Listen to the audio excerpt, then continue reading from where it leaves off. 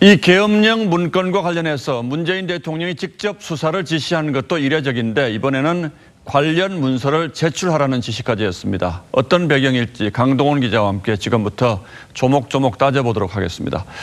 자, 강 기자, 문재인 대통령이 왜 이 문서를 제출하라고 지시했을까요? 그리고 굳이 공개적으로 명령한 이유는 뭘까요? 그러니까 이 기무사 문건의 쟁점이요, 보고 시점으로 옮겨가는 게 좀 꺼려지 않았나 이렇게 생각이 듭니다.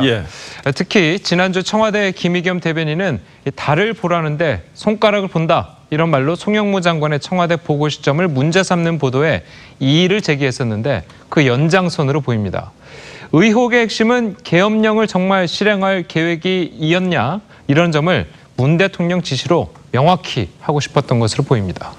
자, 그러니까 김의겸 대변인이 얘기한 그 달의 실체를 직접 확인해 보겠다 이런 취지인 같은데 이 문건을 보면 이게 그야말로 도상 계획인지 아니면 실제로 실행할 의도가 있었던 문건인지 판단할 수가 있습니까? 이 기무사 관계자는 이 문건 작성 과정에서 합참의 도움을 받았다고 이미 언론 인터뷰에서 말했습니다.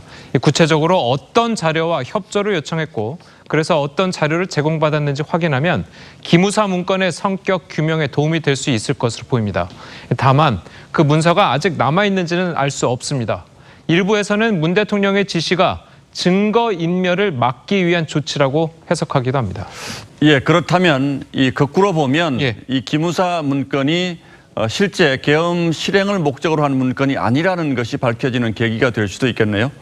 그렇지 않다고 생각하니까 이 문 대통령이 직접 그것도 공개적으로 문서 제출을 명령하지 않았겠느냐는 관측이 많습니다. 이 계엄에 대한 구체적 논의가 있었던 정황을 여권이 확보한 게 아니냐 이런 관측도 나오고 있습니다.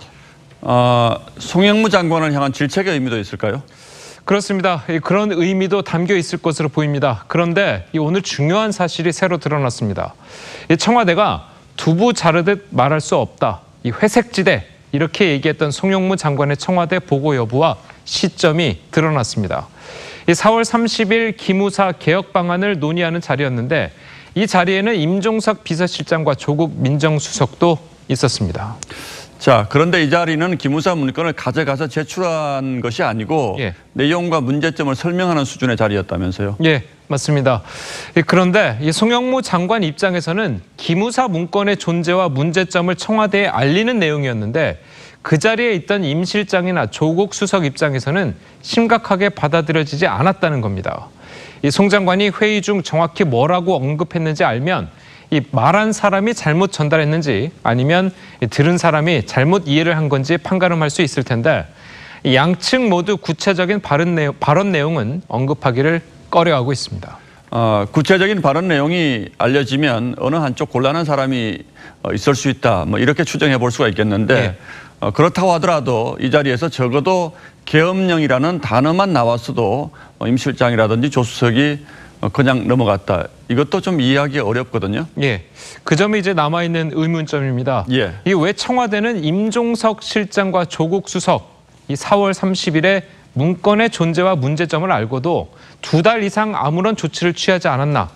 그리고 100번 양보해서 그 남은 다른 논의를 하고 있었고 이 문건을 보지 못했으니까 그렇다 치더라도 이 6월 28일에는 국방부가 청와대에 정식으로 기무사 문건을 제출했습니다.